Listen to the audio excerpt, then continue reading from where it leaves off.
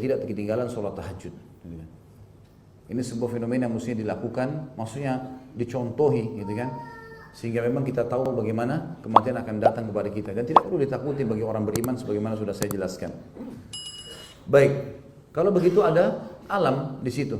Hidup di alam barzah. Karena itu akan terus terjadi fenomena tadi taman dari taman surga atau lubang dari lubang neraka sampai hari kiamat. Dikenal dengan alam barzah. Alam barzah teman-teman sekalian akan dirasakan oleh orang yang meninggal, dimandikan, dikafani dan dimasukkan di kuburan secara fisik, tanah digali dan dimasukkan, dan tetap juga akan dijangkau alam barzah bagi orang yang dimakan oleh binatang tidak ditemukan setelah kemudian potongan tubuhnya, orang yang terbakar sehingga habis semuanya, orang yang tenggelam ke lautan atau apa saja, fisiknya hancur sehancur apapun, tetap ruhnya akan sampai ke alam barzah. Karena memang pendapat yang paling kuat mengatakan bahwasanya menurut tampil yang saya pelajari tentunya, ya, hidup di alam barzah adalah ruh kita. Sesuai dengan hadis Bukhari yang berbunyi, seluruh tubuh kalian akan dimakan oleh tanah, kecuali tulang ekor kalian yang darinya Allah akan membangkitkan kalian, sebagaimana kita pelajari di pasal ke-10 kemarin tentang adanya hari kebangkitan, gitu kan. Juga Allah Subhanahu wa taala akan menurunkan hujan dari langit yang akhirnya menimpa tulang-tulang ekor kalian dan kalian akan tumbuh memiliki jasad yang baru sebagaimana tumbuhnya tanam-tanaman. Berarti memang tidak ada jasad di alam barzah ruh. Makanya orang kalau dimakan hewan habis semua tubuhnya atau terbakar, pokoknya tidak ditemukan jasadnya, tetap ruhnya akan sampai ke alam barzah. Akan sampai ke alam barzah dengan hikmah Allah SWT. Itu poin dulu. Berarti alam barzah akan dijangkau oleh siapapun yang mati, ya. Bagaimanapun fisiknya, sempat dimandikan, sempat dikafani, sempat dikubur atau tidak sempat. Yang kedua teman-teman, di alam barzah dimensi waktu berbeda dengan kita. Sebagian ulama mengatakan pendapat yang paling kuat adalah tidak ada lagi hitungan dimensi waktu. Makanya kalau ada yang bertanya, Ustaz bagaimana memahami tentang orang yang mati 1000 tahun yang lalu dan orang yang mati baru hari ini? Berarti dia sudah disiksa 1000 tahun di kuburan kalau dia orang jahat. Sementara orang yang mati hari ini baru hari ini. Berarti baru 1 hari itu sudah 1000 hari atau 1000 tahun malah, gitu kan? Itu sudah tidak bisa dihitung lagi teman-teman. Dimensi waktu kita ini cuma dipakai di sini di dunia. Ini fasilitas dunia. Seperti antum hirup oksigen sekarang, ini oksigen tidak akan dibawa ke akhirat. Gitu. Fasilitas dunia ini akan hilang semua dengan terjadinya kiamat. Airnya, apinya, segala macam ini hancur lebur semuanya nanti. Nggak ada lagi dengan kuasa Allah. Makanya Nabi SAW mengatakan apa? Api yang kalian pakai di dunia adalah 1 dari 100 bagian, atau dalam riwayat dikatakan 70 bagian dari api di akhirat. Jadi akhirat sudah ada apinya, nggak ada hubungannya dengan api dunia, gitu kan? Makanya termasuk dimensi waktu, beda dengan waktu kita. Allah Subhanahu Wa Taala menyebutkan tentang masalah akhirat, yauma inda rabbika ka'alfi sanatin mimma ta'udun. Satu hari di sisi Allah di akhirat sama dengan 1000 tahun waktu kalian di dunia. Tapi ulama mengatakan dimensi waktu terlepas di sini, nggak bisa lagi kita lihat, gitu kan? Karena malam dan siang sudah tidak berfungsi lagi bagi orang yang sudah meninggal dunia. Alam barzah sudah tidak melalui masalah itu. Dia merasakan nikmat yang selamanya sampai hari kebangkitan kalau dia orang beriman, dan insya Allah kita termasuk dalamnya. Dan dia akan merasakan siksaan di kuburan sampai bangkit hari kiamat tanpa lagi kenal siang dan malam. Udah nggak ada lagi. Dia akan rasakan terus sampai hari kebangkitan. Jadi sudah tidak ada dimensi waktu, ya. Orang yang disiksa, orang yang mati 1000 tahun lalu seperti kaum Lut, homoseksual, sudah lama Allah binasakan. Kaum Nuh, sudah lama Allah binasakan. Pertanyaannya, apakah mereka beda siksaannya dengan orang yang baru mati hari ini di kota kita, orang kafir misalnya? Maka itu kuasa Allah Subhanahu Wa Taala. Allah bisa mengatur semuanya dan itu tidak bisa ditembus dengan ilmu kita, nggak bisa. Kita cuma imani. Makanya dari awal saya bilang ini berbicara iman, teman-teman sekalian.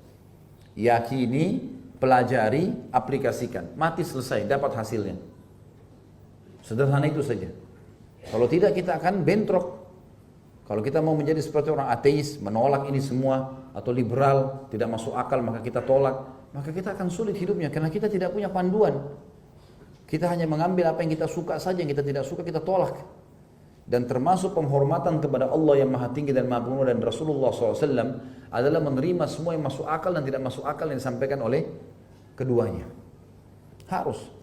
Al-Quran mengatakan A ya A, walaupun seluruh manusia mengatakan B. Rasulullah SAW mengatakan A ya A, walaupun semua orang mengatakan B. Itulah ciri orang-orang yang beriman. Dan mereka memang punya panduan hidup. Kalau kita baca, teman-teman ikuti di YouTube ceramah saya tentang Abu Bakar, tentang Umar. Mereka meyakini, mereka mempelajarinya, mereka aplikasikan. Dan pada saat mereka mau meninggal dengan gembira mereka mengatakan, sebentar lagi saya akan bertemu dengan kekasihku Rasulullah SAW. Sebentar lagi saya akan masuk ke surgaku. Sebentar lagi saya akan terima hasil dari amalku. Keyakinan kan? Sudah selesai, hatinya tenang dan mati dan didapatkan. Nanti kita akan bacakan banyak sekali dalil berhubungan dengan masalah itu. Dan ini sekali lagi hanya bisa dengan keimanan.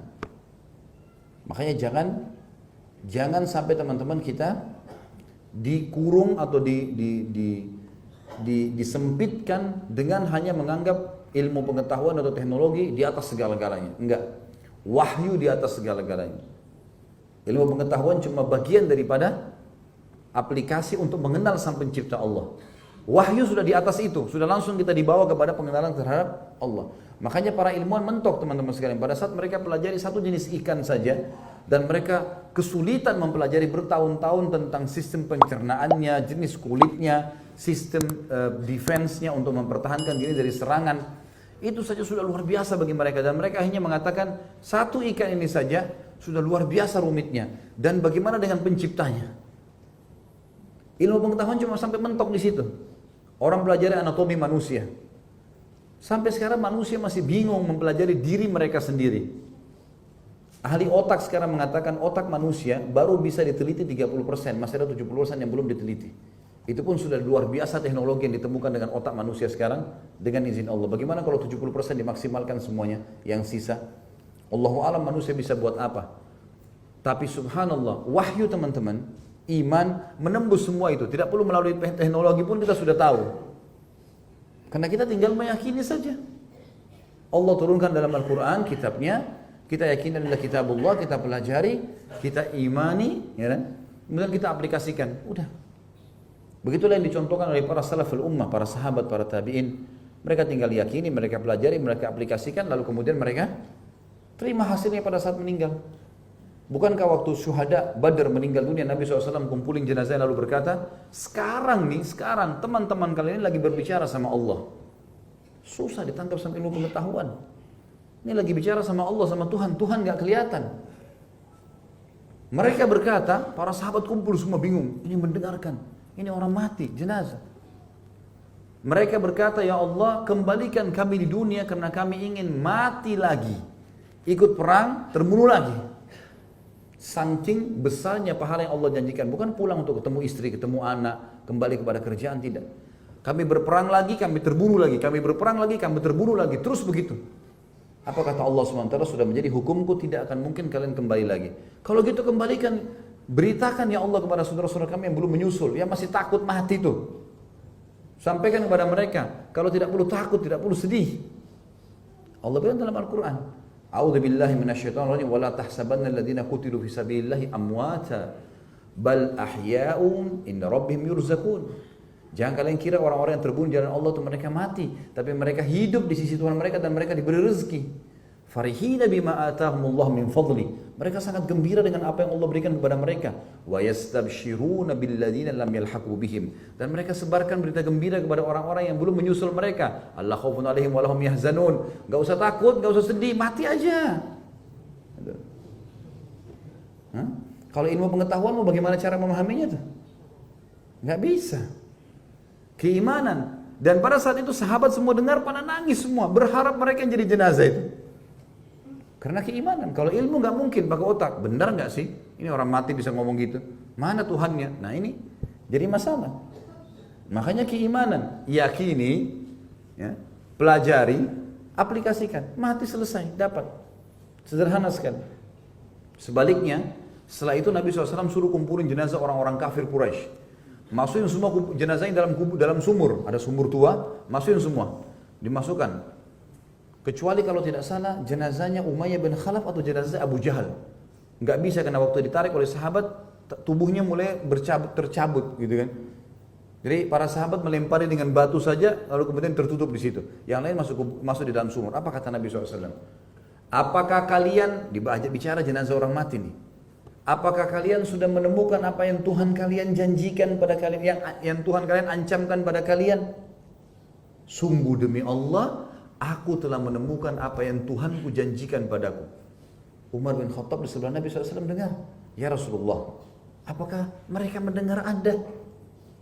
Ini orang mati, orang kafir, tadi orang mukmin, ini orang kafir sekarang. Nabi SAW bilang, kata Nabi SAW, iya wahai Umar, demi zat yang jiwa Muhammad dalam genggamannya, sungguh mereka lebih jelas mendengar perkataanku daripada kau sekarang mendengar perkataanku. Allah buat mukjizat buat Nabi SAW, bisa orang-orang kafir itu mendengar suara Nabi SAW, tapi mereka tidak bisa jawab lagi. Ilmu pengetahuan bisa sampai sini? Nggak bakal bisa. Dan ini fakta, hadis Bukhari, Muslim menjelaskan masalah itu. Makanya juga saya jelaskan kemarin teman-teman sekalian, waktu pada saat ada beberapa sahabat yang mati di perang Khaybar, waktu mereka mati kata Nabi SAW, demi zat yang jiwa Muhammad dalam genggamannya, seseorang di antara kalian lebih dekat dengan surganya daripada tali sendalnya sendiri. Tinggal imani, pelajari, kayak antum gini, ambil ilmunya, pulang amalkan, mati masuk surga, lebih dekat daripada tali sendalnya. Dan semua teman-teman, demi Allah, saya bersumpah di atas mimbar ini, di atas podium ini teman-teman, ini demi Allah benar. Ini tinggal antum tunggu mati masuk surga, pertahankan saja, nikmati halal, kerjakan perintah, tinggalkan larangan, ada cobaan sabari sedikit masuk surga. Tidak usah ragu dengan itu, selesai. Itu teori syar'i tidak mungkin salah. Walan tajida li sunnatillahi tabdila, kata Allah. Tidak akan pernah kau temukan perubahan dalam sunnatullah. Sistem yang Allah buat tidak akan berubah. Sebagai malam dan siang ada, maka mati dan hidup ada. Surga dan neraka ada. Dunia akhirat ada. Semua ada. Ini semua faktanya. Maka kita harus yakin teman-teman sekalian dengan poin-poin seperti ini. Ini contoh saja dan banyak sekali. Lalu kata Nabi SAW, seseorang demi jiwa Muhammad yang dalam agama, seseorang yang dalam kalian lebih dekat dengan nerakanya daripada tali sendalnya sendiri. Buat dosa, mati, masuk neraka. Simple. Dia ke diskotik, mabuk, pulang, tabrakan, mati, masuk neraka.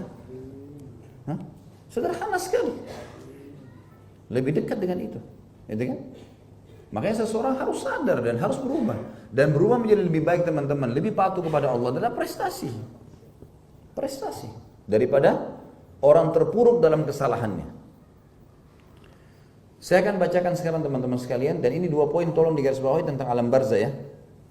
Dimanapun dia meninggal, bagaimanapun keadaan jasadnya, ruhnya akan sampai ke alam barzah. Gak ada hubungannya dengan dia dikafani atau tidak dikafani, itu gak ada hubungannya. Pokoknya dia mati, ruhnya akan sampai ke sana. Yang kedua, tidak ada dimensi waktu. Jadi gak usah ditanya lagi, yang mati lebih dulu sana 1000 tahun, bagaimana itu tidak, bukan urusan kita sudah. Kita imani orang yang mati akan dihukum kalau kafir, akan nikmat kalau orang beriman. Allah punya kuasa untuk memberikan kepada orang yang baru mati hari ini kenikmatan mungkin bisa sama dengan orang mukmin yang meninggal 1000 tahun yang lalu atau 2000 tahun yang lalu. Kuasa Allah. Allah bisa membuat orang yang mati sekarang siksaannya sama pedihnya dengan orang yang mati 1000 tahun yang lalu. Bukan mustahil. Apalagi kata ulama kalau jenis dosanya sama. Dan ini perlu digarisbawahi teman-teman sekalian, berhubungan dengan masalah alam barzah. Dan ini kita akan di alam barzah sampai hari ditiupnya sangkakala yang kita pelajari pada pertemuan yang lalu. Karena ayat Al-Quran yang sudah kita bacakan, tiupan sangkakala pertama mematikan semua makhluk, yang kedua membangkitkan makhluk itu sendiri.